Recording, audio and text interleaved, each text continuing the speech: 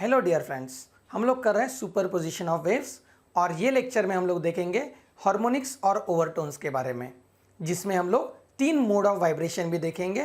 जहाँ पे आता है वो mode of vibration on string, mode of vibration on open ended pipe and mode of vibration on close ended pipe. तो चलो शुरुआत करते हैं।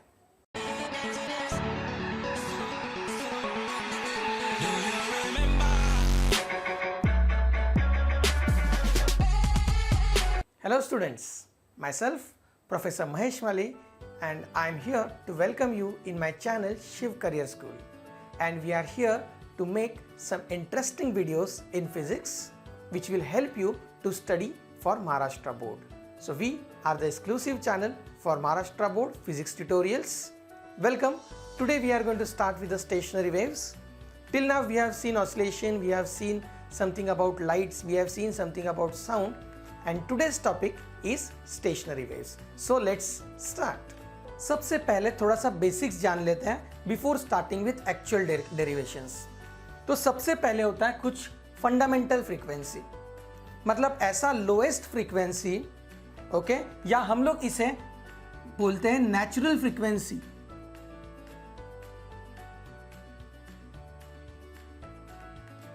नेचुरल फ्रीक्वेंसी मतलब it is a lowest frequency at which we can observe the stationary waves. ये होता है lowest frequency.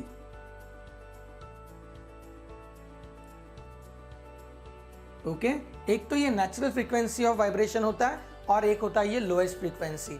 इससे नीचे स्टेशनरी वेव फॉर्म नहीं होते हैं। सबसे पहला स्टेशनरी वेव यहाँ पे फॉर्म होता है, फिर हम लोग ये फ्रीक्वेंसी थोड़ा सा बढ़ाते हैं और बढ़ाने के बाद उसे डबल कर सकते हैं। डबल मतलब हार्मोनिक चेंज हो गया, मतलब जो बेसिक फ्रीक्वेंसी है it is indicated by term n। अभी अगर मैंने इसे डबल कर दिया तो उसे मैं बोलता हूं हार्मोनिक। इसका मतलब it's a multiple of natural frequency is harmonic. मतलब अगर मैंने बोला कि मुझे डबल फ्रीक्वेंसी करना है तो उसे बोलते हैं सेकेंड हार्मोनिक। ओके, मतलब नेचुरल फ्रीक्वेंसी का double, 2 multiply by natural frequency is equals to called as second harmonic, क्योंकि इसका नेचुरल फ्रीक्वेंसी का कौन सा मल्टीपल है, सेकेंड मल्टीपल है, इसलिए यहां पे बोलते हैं सेकेंड हार्मोनिक। इसीलिए हमेशा फंडामेंटल फ्रीक्वेंसी ये फर्स्ट हार्मोनिक होता है। हमेशा जो फंडामेंटल फ्रीक्वेंसी होता है ये होता है फर्स्ट हार्मोनिक, बराबर है। अभी हार्मोनिक मतलब सबसे बेसिक फ्रीक्वेंसी का मल्टीपल। हार्मोनिक के ऊपर जो पहला आपका मोड ऑफ वाइब्रेशन आता है, जो पहला मोड ऑफ वाइब्रेशन आता है, इसे बोलते हैं overtone.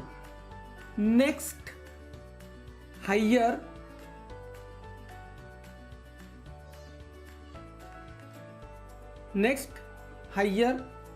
frequency after fundamental frequency is overtone। मतलब फंडामेंटल फ्रीक्वेंसी के आगे जाके जहां पे आपको स्टेशनरी वेव मिलेगा इसे हम लोग बोलेंगे फर्स्ट ओवरटोन। अभी फर्स्ट ओवरटोन जब आप ओपन पाइप के लिए देखते हो तो it is first harmonic. Sorry, first overtone आप जब देखते हो, ओवरटोन जब आप देखते हो ओपन पाइप के लिए तो यहां पे आप लिखते हो सेकेंड हार्मोनिक। लेकिन वही अगर आप फर्स्ट ओवरटोन देखते हो क्लोज पाइप के लिए तो क्लोज पाइप पे सारे के सारे हार्मोनिक ऑड होते हैं, इसलिए यहां पे मिलता है अपने को थर्ड हार्मोनिक। ओके, मतलब जरूरी नहीं है कि सारे हार्मोनिक प्रेजेंट हो, कभी कभी सिर्फ ऑड हार्मोनिक प्रेजेंट होते हैं और कभी कभी सारे हार्मोनिक प्रेजेंट होते हैं। ओके, मतलब स्टेशनरी वेव जहां पे फॉर्म होता है, जो फंडामेंटल फ्रीक्वेंसी के आगे वाला फ्रीक्वेंसी है उसे हम लोग बोलेंगे ओवरटोन। ठीक है, और ये लास्ट टर्म है कॉल्ड एज एंड करेक्शन। अभी आप जो पाइप्स देख रहे हो, ये जो पाइप है आइदर ओपन एंडेड या क्लोज एंडेड, दोनों जो पाइप है ना उसमें हम लोग अज्यूम करते हैं कि आपका जो एंटी नोड है ये एंटी नोड बनेगा ओपन वाले साइड में। ठीक है, अगर यही मेरे पास फ्लूएट है, मतलब मेरे पास दो नोड्स ओपन है, ठीक है, दो नोड्स ओपन है, एक यहां पे और एक यहां पे, तो हमने अज्यूम किया कि यहां पे एंटी नोड्स है। लेकिन जहां पे आप एंटी नोड्स मानते हो, एयर कॉलम में एग्जैक्टली वहां पे आपका एंटी नोड नहीं होता है, एंटी नोड होता है थोड़ा सा उसके ऊपर। तो इसमें अपने को थोड़ी सी एंड करेक्शन ऐड करनी पड़ती है। और जो साइंटिस्ट रेनॉल्ड है इसने बोला है कि ये एंड करेक्शन होगा 0.3 multiply by D. D stands for diameter of that organ pipe. D stands for diameter of organ pipe. लेकिन अगर यही एंड करेक्शन मुझे अप्लाई करनी है ओपन पाइप में, तो ओपन पाइप में तो दो दो एंटी नोड्स है, तो ये जो जाएगा वो डबल जाएगा, 2 multiply bye 0.3 multiply by D. तो ओपन एंडेड के पाइप में अपने को 2 मल्टीप्लाई बाय 0.3 इंटू डी करना पड़ेगा, और जब सिंगल एंडेड रहेगा तो अपने को 0.3 मल्टीप्लाई बाय डी करना पड़ेगा।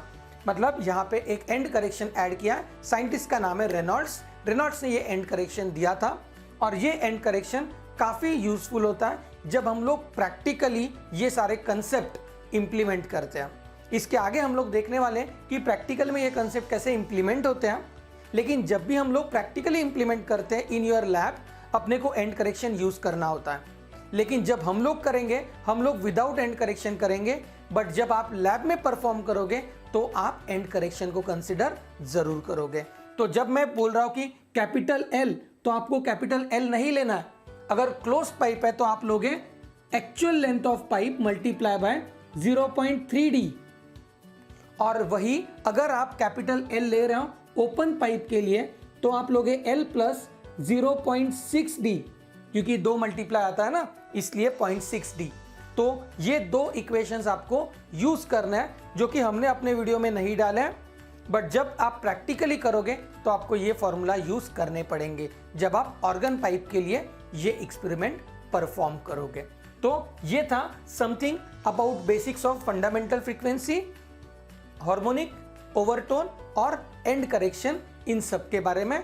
अभी हम लोग देखते हैं यही कंसेप्ट ऑन स्ट्रेच स्ट्रिंग, उसके बाद में देखेंगे क्लोज पाइप के लिए, और बाद में देखेंगे ओपन पाइप के लिए। तो चलो शुरू करते हैं। Okay, so now we are looking at the vibrations on string, okay, which is done by the very popular experiment called as Melday's experiment. Okay, so let's see the modes of vibration on stretch string. अभी देखो हम लोग क्या करेंगे, एक and पे हमने string को बांध के रखा है, ठीक है, और दूसरे एंड पे हमने एक फ्रीक्वेंसी जनरेटर अटैच किया। Now I will show you one demonstration of this experimentation which will help you to visualize, जो आपके मन में ये एक्सपेरिमेंट का पिक्चर तैयार करेगा। तो देखो ये एक्सपेरिमेंट है, ये एक्सपेरिमेंट किया क्या है, ये जो इंस्ट्रूमेंट आपको दिख रहा है इसे बोलते हैं फ्रीक्वेंसी जनरेटर। ये अपने थ्रेड में एक फ्रीक्वेंसी जनरेट करेगा अप डाउन करके, ठीक है, जिससे कि ये जब फ्रीक्वेंसी चालू कर देगा तो ये फ्रीक्वेंसी जाएगा आगे, और रिटर्न वेव आएगा रिफ्लेक्ट होके और बन जाएगा स्टैंडिंग वेव। तो देखो आपको एक सिंगल स्ट्रिंग दिखाई दे रहा है, ठीक है, इसे बोलते हैं फंडामेंटल मोड। इसके बाद में मैं क्या करूंगा, ये फ्रीक्वेंसी को थोड़ा थोड़ा करके बढ़ा दूंगा। स्विच है मेरे पास, ये ऐसा ऐसा, तो ये स्विच से मैं थोड़ा थोड़ा इंक्रीज करूंगा फ्रीक्वेंसी। आफ्टर सम टाइम मुझे कुछ इस तरीके से दो लूप दिखाई देंगे, बीच में एंटी नोड दिखाई, बीच में नोड दिखाई देगा ऐसे, ठीक है। तो ये नोड दिखाई देता है तो आपको पता चल जाएगा this is called as first overtone. उसके बाद मैं ये फ्रीक्वेंसी और थोड़ा थोड़ा बढ़ा दूंगा और मुझे दिखाई देंगे 3 डिस्टिंक्ट लूप्स। अगर 3 लूप है तो 2 नोड दिखाई देंगे आपको। इसे हम लोग बोलते हैं सेकेंड ओवरटोन, इसे बोलेंगे सेकेंड ओवरटोन, ठीक है। हमने ओवरटोन और हार्मोनिक थोड़ी ही देर पहले डिस्कस किया कि ओवरटोन क्या होता है और हार्मोनिक क्या होता है, ठीक है। हार्मोनिक मतलब मल्टीपल ऑफ फंडामेंटल फ्रीक्वेंसी। तो जब मैंने एकदम बेसिक फ्रीक्वेंसी सेट किया था, सबसे कम लोएस्ट फ्रीक्वेंसी, जब मुझे पहला लूप मिला था, ये फ्रीक्वेंसी को हम लोग बोलते हैं फंडामेंटल फ्रीक्वेंसी। ट्रांसवर्स वेव के लिए इक्वेशन होता है velocity equal to square root of T upon M, whereas T मतलब tension in that string and M का मतलब mass per unit length. Of that wire, correct है। तो हमने क्या किया, v की जगह पे n लैम्डा डाल दिया, v is equal to n lambda. तो n लैम्डा रख दिया, n इधर ही रखा, लैम्डा उधर चला गया, तो मुझे मिल गया फंडामेंटल फ्रीक्वेंसी का एक फॉर्मूला। अभी देखो डायग्राम, मेरा जो फंडामेंटल मोड का डायग्राम है ये मुझे बोलता है small l is equal to lambda upon 2। इसी का मतलब है lambda is equal to 2l। चलो सब्स्टिट्यूट करेंगे, n is equal to 1 upon 2l square root of t by m, और ये बन गया मेरा फंडामेंटल फ्रीक्वेंसी का formula. n is equal to 1 upon 2l square root of t upon m। अभी ये हम लोग कॉर्नर में लिख के रखेंगे बिकॉज ये हमें बार बार रेफर करना पड़ेगा। Fundamental frequency n is equal to 1 upon 2l square root of t upon m, ये मैंने लिख के रखा है। अभी हम लोग जाएंगे सेकेंड ओवरटोन के लिए।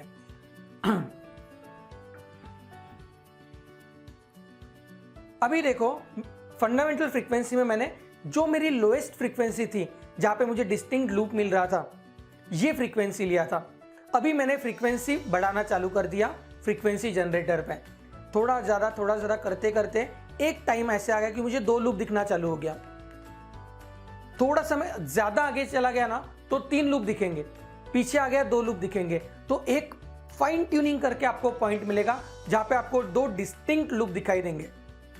और ये फ्रीक्वेंसी आपको लोड करनी है बिकॉज ये फ्रीक्वेंसी को बोलेंगे N1, मतलब frequency corresponds to first overtone. मतलब जब 2 लूप दिखेंगे तो हम लोग बोलते हैं एक ओवरटोन आ गया। तो जब मेरे पास फर्स्ट ओवरटोन आएगा, फर्स्ट ओवरटोन आएगा, ठीक है, ये फ्रीक्वेंसी मुझे लोड करनी है, तभी फ्रीक्वेंसी रहेगी N1 is equals to 1 upon lambda 1 square root of t upon m। वही फॉर्मूला है, N1 मतलब frequency corresponds to first overtone और lambda 1 is wavelength corresponds to first overtone. अभी डायग्राम यहां पे दिया हुआ है according to diagram, but small l is equals to 2 multiplied by lambda 1 upon 2. Therefore, lambda 1 is equals to 2l upon 2. 2 को cancel नहीं करना है, 2 को ऐसे ही रखना है। देखो बहुत इंपॉर्टेंट रहेगा ये, जो आपको सिंपल बना देगा आपका equation. 1 upon 2l upon 2 square root of t by m, एकदम सिंपल है, is equal to 2 multiply by 1 upon 2l square root of t by m, एकदम सिंपल है। तो ये हो गया, ये इक्वेशन देख के कुछ मैचिंग लग रहा है, तो this is nothing but a fundamental frequency. इसका मतलब है n1 is equals to 2 multiply by n, और ये अपने को बता रहा है कि फर्स्ट ओवरटोन का जो फ्रीक्वेंसी है it is second harmonic. First overtone का जो फ्रीक्वेंसी है it is equals to second harmonic. देखो लिखते हैं यहां पे first overtone is equal to second harmonic. First overtone जो होता है वो सेकेंड हार्मोनिक होता है in case of your stretched string. एकदम सिंपल है। देखो थोड़ा सा इक्वेशन को मैंने टिल्ट कर दिया और अच्छे से मैंने second first overtone is second harmonic ये प्रूव कर दिया है। फटाफट लिख लोगे। अभी हम लोग जाएंगे सेकेंड ओवरटोन के लिए। पॉज करके आप ये फटाफट लिख लेना।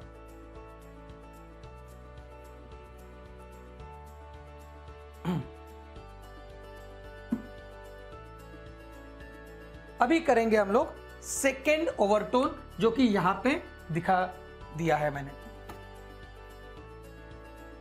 ठीक है, तो करते हैं सेकेंड ओवरटोन।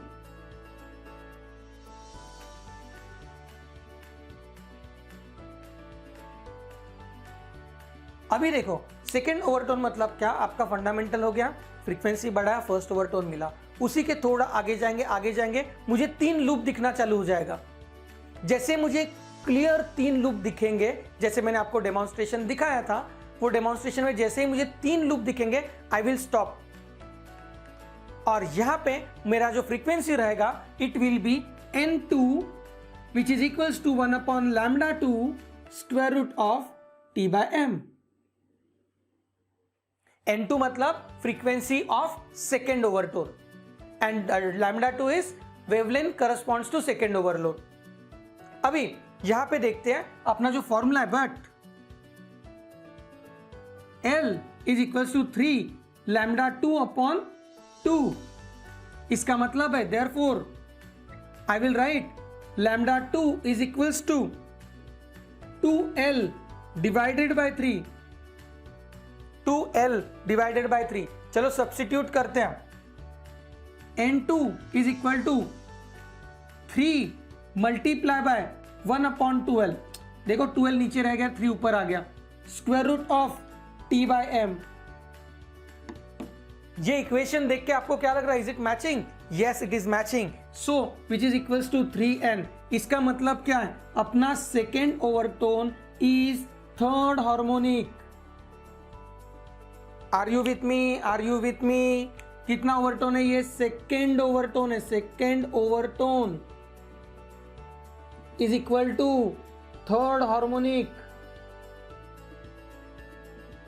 इसी का मतलब है मैं ये इक्वेशन को जनरलाइज कर सकता हूं like this.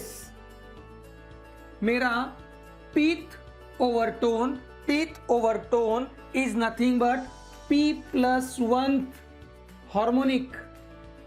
Okay, pith overtone, p ये ओवरटोन है, p+1 ये हार्मोनिक है। मतलब स्ट्रेच स्ट्रिंग पे सारे हार्मोनिक प्रेजेंट होते हैं। ओके, और pith overtone is p+1 harmonic, या फिर आप बोल सकते हो p-1 overtone is pith harmonic, दोनों भी चलेगा। और ये आपका प्रूफ आता है आपको 3 मार्क के लिए, कभी कभी आ जाता है 4 मार्क के लिए। आपको अच्छे से v is equal to t upon m से लेके फर्स्ट ओवरटोन, सेकेंड ओवरटोन और फंडामेंटल फ्रीक्वेंसी प्रूव करना है। काफी सिंपल प्रॉब्लम है ये, लेकिन ये आपको बहुत बार रिपीट हो चुका है। और प्लस इस पे आप एक्सपेरिमेंट्स करोगे जिसका नाम है मेल्डेज एक्सपेरिमेंट, जिसमें हम लोग कुछ वैल्यूज डालेंगे और वैल्यूज डालने से हम लोग कैलकुलेट कर पाएंगे total frequency of first overtone, second overtone and third overtone even without performing experiment. So that is the best part of this particular phenomena. Just copy this second overtone as well. Okay students, after understanding overtone and harmonics, now we are going to calculate the expression for overtones for a pipe which is closed at one end. मतलब जैसा तबला होता है, तबले में कैसे एक side close होता है और एक साइड ओपन होता है जहां से साउंड क्रिएट होने वाला है। तो ये वही है, ये वही है। देखो देखो यहाँ पे ये ड्रम है, ऊपर डायफ्राम है जिससे साउंड क्रिएट हो रहा है। साउंड आएगा नीचे, ये सेट करेगा पहली प्रोग्रेसिव वेव, नीचे आपका जो क्लोज्ड एंड है वहां से रे जो है वो बाउंस हो जाएगा और बनाएगा रिफ्लेक्टेड रे। और फिर जब ये इंसिडेंट रे और रिफ्लेक्टेड रे आएगा तो ये दोनों ओवरलैप हो जाएंगे बिकॉज इनका डायरेक्शन अपोजिट है और उनका एम्पलीट्यूड सेम है। तो इसकी वजह से यहाँ पे क्या क्रिएट होगा? Standing wave. Absolutely right. तो ये बनेगा आपका स्टैंडिंग वेव और ये कुछ दिखाई देगा, ऐसा कुछ दिखाई नहीं देगा, ये सिर्फ इमेजिनरी है। तो यहाँ पे कुछ ऐसा स्टेशनरी वेव दिखाई देगा। तो आपका जो तबला है, तबला का ऊपर का जो एंड है, यहाँ पे आपको दिखाई देगा एंटी नोड, यहाँ पे दिखाई देगा एंटी नोड और लास्ट में यहाँ पे रहेगा आपका node. Diagram is very important, diagram is very very important. यहाँ पे रहेगा एन, यहाँ पे रहेगा एंटी नोड। ठीक है, समझ लो ये डायग्राम बहुत इंपॉर्टेंट जाएगा। ठीक है, सो ये बनेगा एन और ये है आपका पहला फ्रीक्वेंसी। मतलब मैंने क्या किया, एक फ्रीक्वेंसी एडजस्ट किया, बजाने का फ्रीक्वेंसी 1 2 3 4, 1 सेकेंड में 4 बार बजा रहा हूँ या फिर 2 बार बजा रहा हूँ। 1 सेकेंड में डन डन 2 बार बजा, ये 2 फ्रीक्वेंसी हो गया। 1 सेकेंड में कितनी बार मैं बजाता हूँ ना, ये फ्रीक्वेंसी हो गया। तो मैंने क्या किया, पहले 1 का फ्रीक्वेंसी रखा, फिर 2 का रखा, 3 का रखा और ऐसे फ्रीक्वेंसी बढ़ा रहा हूं मैं। ठीक है, तो पहली बार जब बड़ा आवाज आएगा इसका मतलब पहली बार मुझे क्या मिला है? स्टैंडिंग वेव मिला है। तो जब पहली बार मिलेगा तो वो मैं रिकॉर्ड करूंगा एज अ फ्रीक्वेंसी एन। इसे बोलेंगे फंडामेंटल फ्रीक्वेंसी। क्या बोलेंगे? फंडामेंटल फ्रीक्वेंसी, जो हमें यहाँ पे कैलकुलेट करनी है। आपको पता है v is equals to N lambda, बराबर है। मुझे क्या कैलकुलेट करना है?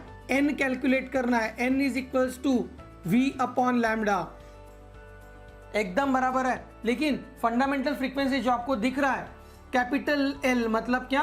Length of air column. Length of air column क्या है? लैम्डा बाय 4 है। लैम्डा मतलब क्या? अब फंडामेंटल फ्रीक्वेंसी की करस्पॉन्डिंग वेवलेंथ, फंडामेंटल फ्रीक्वेंसी की करस्पॉन्डिंग वेवलेंथ लैम्डा क्या है बताओ मुझे? Lambda is equal to 4 into L. ये पहले कैलकुलेट करके रख दो। तो n क्या आएगा? v is equals to N lambda, n is equal to v upon lambda. मैंने क्या किया? लैम्डा की जगह पे ये वैल्यू रख दिया 4l, और ये मिल गया मुझे फंडामेंटल फ्रीक्वेंसी। ये है fundamental frequency of your organ pipe closed eight one and. अभी देखो ये सबसे लोएस्ट फ्रीक्वेंसी है, सबसे लोएस्ट फ्रीक्वेंसी है। अभी मैं क्या करूंगा? फ्रीक्वेंसी बढ़ाऊंगा। फ्रीक्वेंसी बढ़ाऊंगा क्या मतलब क्या? एक सेकंड में 2-3 बार बजाना है, मतलब ज्यादा बार बजाना है आपको। मतलब फ्रीक्वेंसी इंक्रीज हो रहा है, फ्रीक्वेंसी मैंने इंक्रीज किया, इंक्रीज किया, इंक्रीज किया। एक दूसरी फ्रीक्वेंसी को आपको फिर से बड़ा साउंड सुनाई दिया, बड़ा साउंड सुनाई दिया। इसका मतलब क्या है? स्टैंडिंग वेव फॉर्म हो गया। तो ये वेव कहां पे फॉर्म हुआ है देखते हैं। देखो यहां पे अज्यूमिंग n1, n1 क्या है? Frequency when there is first overtone happens. n1 क्या है? Frequency when first overtone happens. Again formula same है, v is equals to velocity तो सेम ही रहता है, n1 लैम्डा 1, बराबर है। तो n क्या आएगा? n1 क्या आएगा? v upon lambda 1। बट अभी यहां पे अगर आपने देखा तो मुझे बताओ लैम्डा 1 जो आपका लेंथ है, ऑर्गन पाइप का लेंथ है, which is equals to 3 lambda 1 upon 4। मतलब can I write lambda 1 equal to 4l upon 3? Absolutely right, lambda 1 का ये इक्वेशन है। सब्स्टिट्यूट करते हैं यहां पे, क्या मिलेगा? n1 is equals to 3v upon 4l, which is also written as 3 into v upon 4l, बराबर है कि नहीं? लेकिन v अपॉन 4l क्या है? क्या है? क्या है? जरा याद करो, फंडामेंटल फ्रीक्वेंसी है। तो क्या लिख सकता हूं मैं? n1 is equal to 3 multiply by fundamental frequency. इसका मतलब क्या है? फर्स्ट ओवरटोन जो होता है, जो फर्स्ट ओवरटोन होता है, ये क्या होता है? Third harmonic. हार्मोनिक का फॉर्मूला मैंने आपको बताया था। What is harmonic? It's a multiple of fundamental frequency. So therefore देखो क्या लिख रहा हूं, first overtone is equal to third harmonic, बराबर है कि नहीं? फर्स्ट ओवरटोन ये सिर्फ क्लोज पाइप के लिए, क्लोज पाइप के लिए फर्स्ट ओवरटोन क्या होता है? थर्ड हार्मोनिक होता है।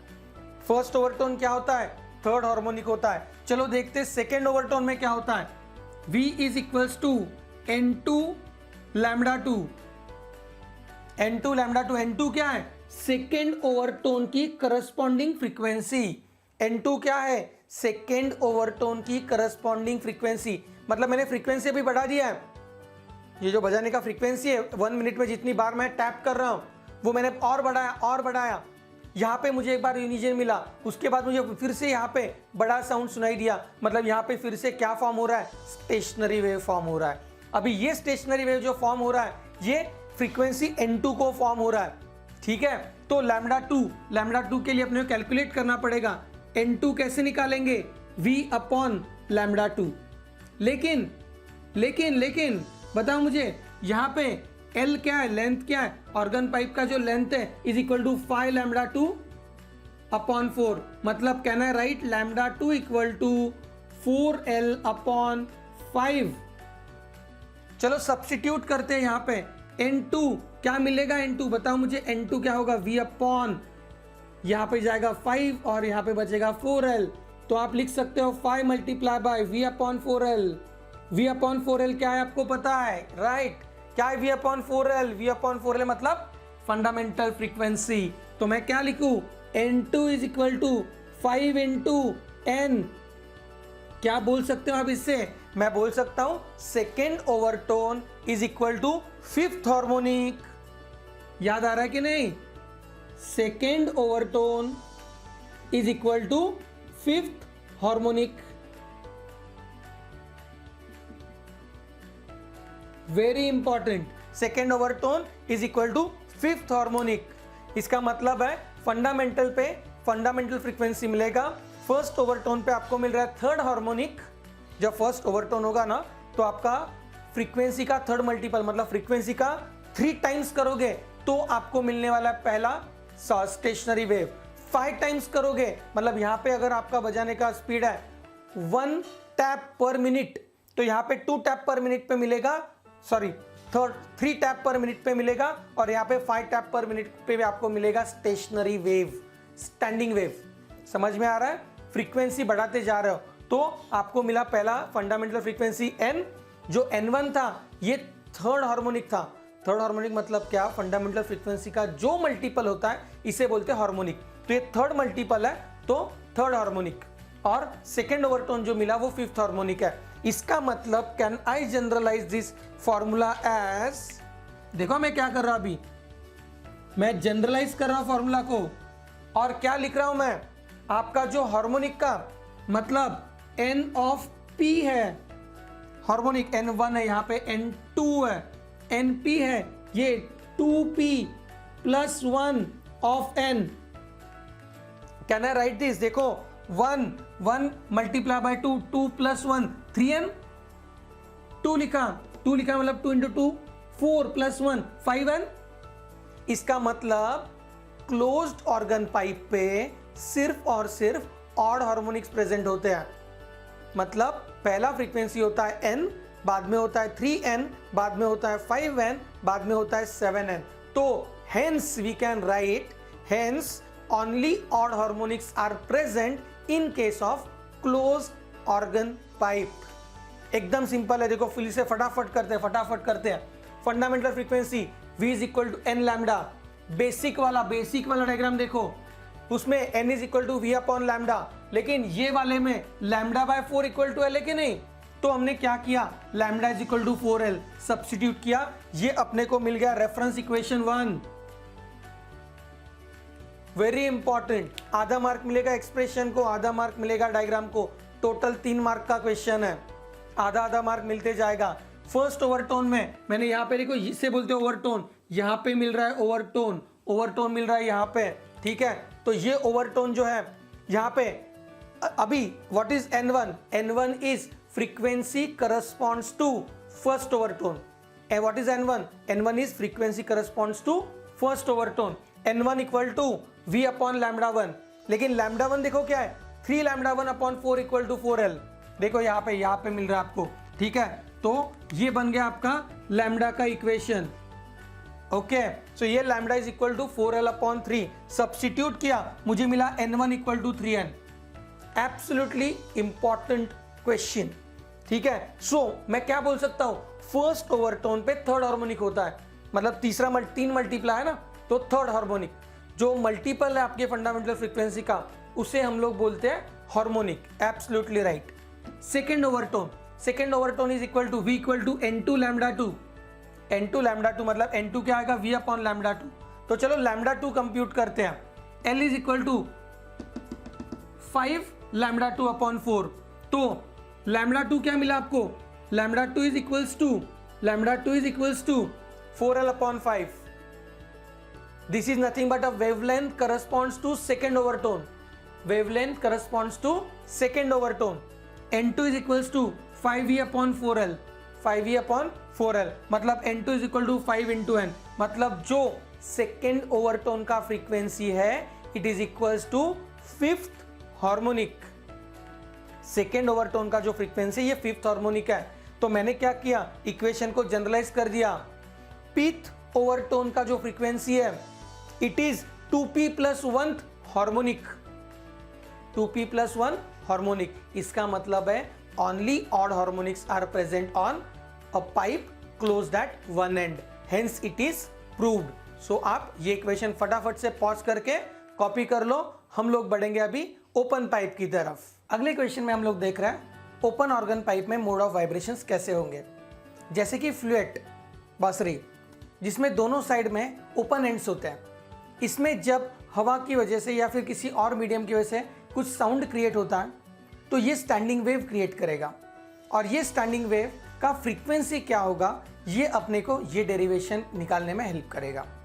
तो जो सबसे पहला फ्रीक्वेंसी होगा जिस पे आपको अच्छा आवाज़ सुनाई देगा ये रहेगा फंडामेंटल फ्रीक्वेंसी। तो ये फंडामेंटल फ्रीक्वेंसी कुछ इस तरीके से होगा, जहाँ पे आपको यहाँ पे पहला काइंड ऑफ ओवरलैप मिलेगा, इंटरफियरेंस मिलेगा और स्टैंडिंग वेव मिलेगा। तो दोनों जो ओपन एंड होते हैं, हमेशा याद रखना ओपन पाइप रहे या क्लोज पाइप रहे, जहाँ पे ओपन एंड होता है वहाँ पे हमेशा आपका एंटीनोड फॉर्म होता है। तो यहाँ पे दो ओपन नोड मोड्स हैं, तो दोनों जगह पे एंटीनोड्स क्रिएट हो चुके हैं। एक एंटीनोड यहाँ पे है और दूसरा एंटीनोड यहाँ पे है। तो ये है दो एंटीनोड्स। तो ये था फंडामेंटल फ्रीक्वेंसी के लिए। अभी ये निकालते वक्त हम लोग क्या करते, V is equals to N lambda, मतलब fundamental frequency equals to V upon lambda. लेकिन ये डायग्राम देख के आपको पता चलेगा but this capital L is equals to lambda by 2. Therefore, we can write the lambda is equals to 2 into L. Now, hence, the fundamental frequency N is equals to V upon 2L. ये बन गया मेरा fundamental frequency in case of open pipes. अभी हम लोग इसे side में लिख के रखेंगे बिकॉज ये अपने को बाकी केसेस कंप्यूट करने में काफी हेल्प करेगा। V upon 2L. This is a fundamental frequency. अभी हम लोग देखेंगे फर्स्ट ओवरटोन, जहां पे मुझे ये पूरा का पूरा लूप दिखाई दे रहा है, ठीक है, और यहां पे मेरे पास दो नोड्स हैं। ये है मेरा फर्स्ट ओवरटोन। तो फर्स्ट ओवरटोन के लिए फ्रीक्वेंसी रहेगा N1. N1 is equals to V upon lambda 1। अभी यहाँ पे लैम्डा 1 कैलकुलेट करने के लिए हम लोग इस्तेमाल करेंगे ये formula L is equals to 2 lambda 1 upon 2। Therefore your lambda 1 is equals to 2L upon 2। चलो सब्स्टिट्यूट करेंगे इक्वेशन में, तो मिलेगा N1 is equals to V upon 2V upon 2L which is 2 multiply by V upon 2L, और V upon 2L का मतलब है N। इसका मतलब फर्स्ट ओवरटोन का frequency is second harmonic. Harmonic का मतलब होता है फंडामेंटल फ्रीक्वेंसी का मल्टीपल। तो हम लोग लिख पाएंगे first overtone of open pipe is second harmonic. First overtone of open pipe is second harmonic, ठीक है। So this is going to be very important conclusion, बराबर है। तो अभी हम लोग देखेंगे सेकेंड ओवरटोन में क्या हो सकता है। तो अभी सेकेंड ओवरटोन में ये डायग्राम होगा, दो डिस्टिंक्ट लूप्स दिखाई दे रहे हैं मुझे, दो डिस्टिंक्ट लूप्स दिखाई दे रहे हैं मुझे जो कि सेकेंड ओवरटोन फॉर्म कर रहा है। अभी सेकेंड ओवरटोन की फ्रीक्वेंसी रहेगी N2 which is equals to, जैसे मेरा फॉर्मूला है V अपॉन लैम्डा 2।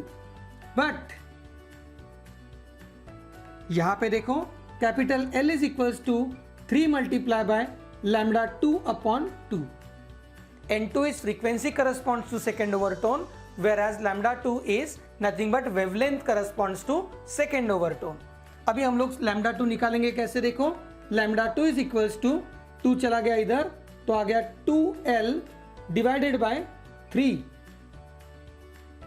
ओके, तो अभी ये वैल्यू हम लोग सब्स्टिट्यूट करेंगे इक्वेशन में। तो N2 is equals to V upon 2L upon 3 which is equals to 3 multiply by V upon 2L which is also equals to 3 multiply by N। मतलब जो सेकेंड ओवरटोन है ये होता है थर्ड हार्मोनिक। मल्टीपल 3 है ना, तो सेकेंड ओवरटोन जो होता है वो होता है आपका थर्ड हार्मोनिक। मतलब मैं लिख सकता हूं second overtone is equal to third harmonic. और इसी का मतलब है जनरलाइज अगर आप करोगे तो मैं लिख सकता हूं एकदम सिंपल एक्सप्रेशन NP मतलब pth overtone is equal to P+1 harmonic. Pth overtone is P+1 harmonic, एकदम सिंपल है।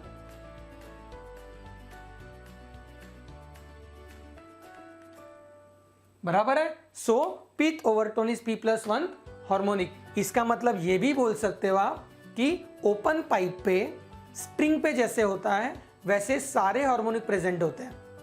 All harmonics are present on open pipe whenever we are looking at the fundamental, then first overtone and second overtone, all harmonics are present in case of open pipe। इसका मतलब है हमने 3 derivations अभी तक किए हैं। पहला डेरिवेशन देखा स्ट्रेच स्ट्रिंग का जिसपे सारे हार्मोनिक प्रेजेंट थे।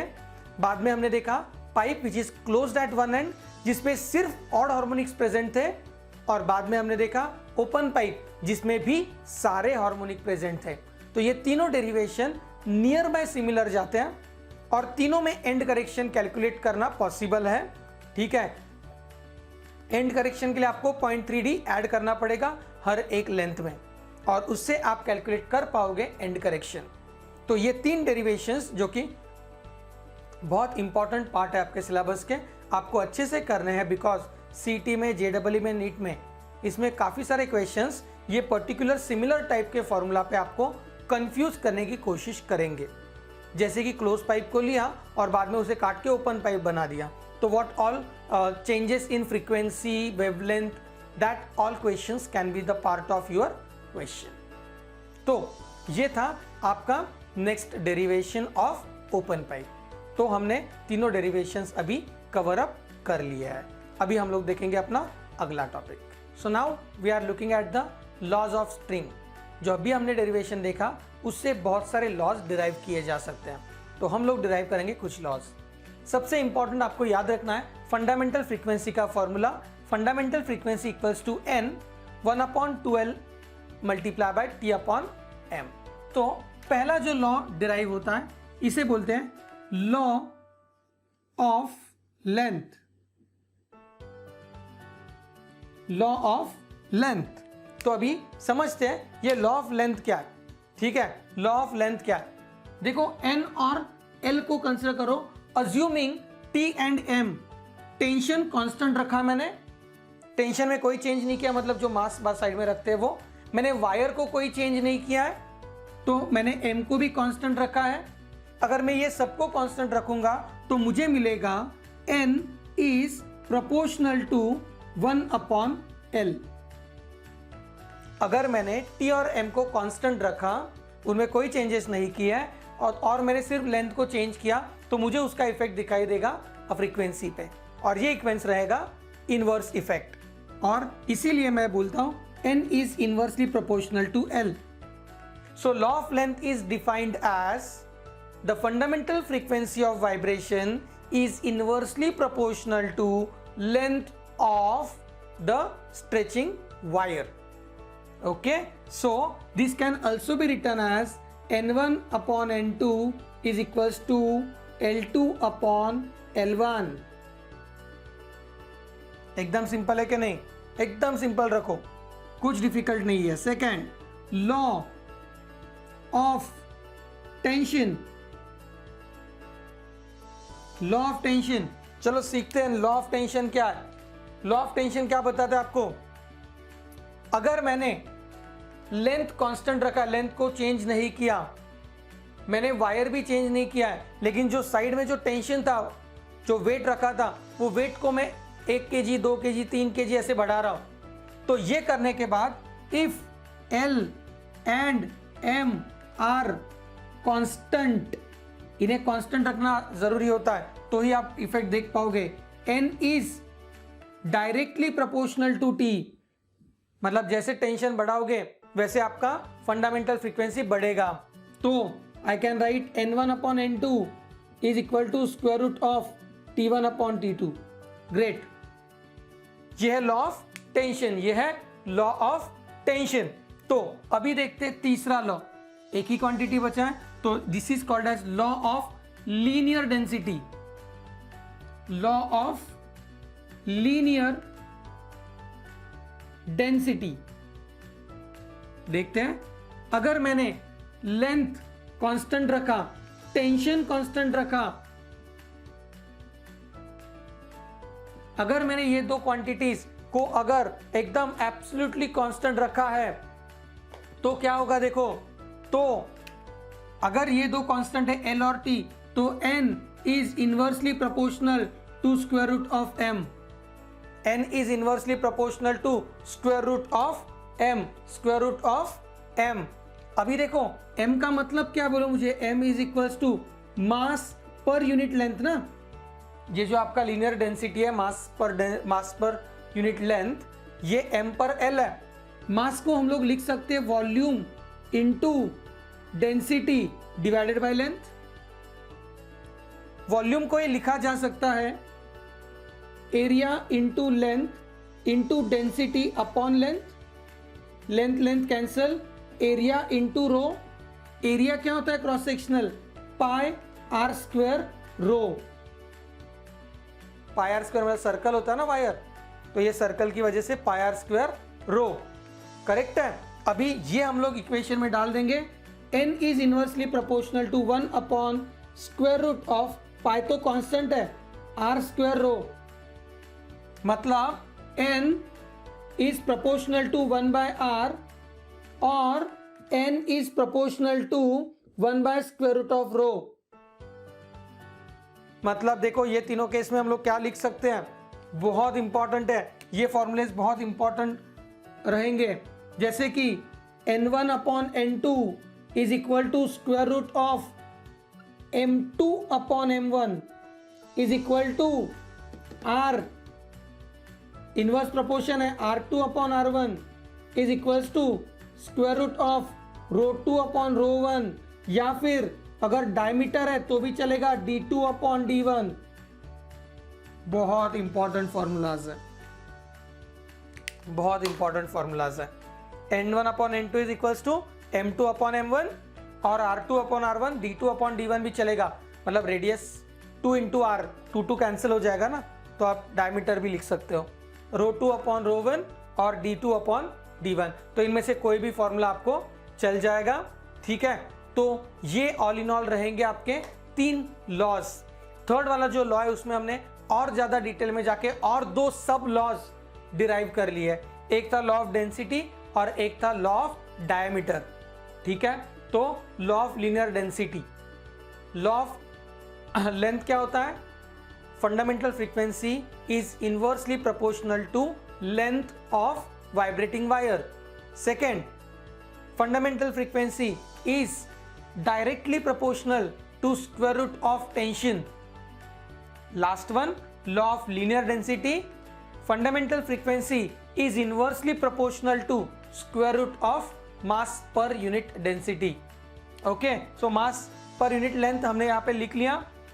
मास का मतलब होता है वॉल्यूम इंटू डेंसिटी, वॉल्यूम को हम लोग एरिया इंटू लेंथ लिख सकते हैं, तो length length cancel, area into rho, area होता है पाई आर स्क्वायर, तो आर स्क्वायर को बाहर निकाल दिया तो आपको मिल जाएगा इनवर्सली प्रोपोर्शनल टू आर और inversely proportional to diameter, and N is inversely proportional to square root of density. That is the important formulas when it comes to many problems.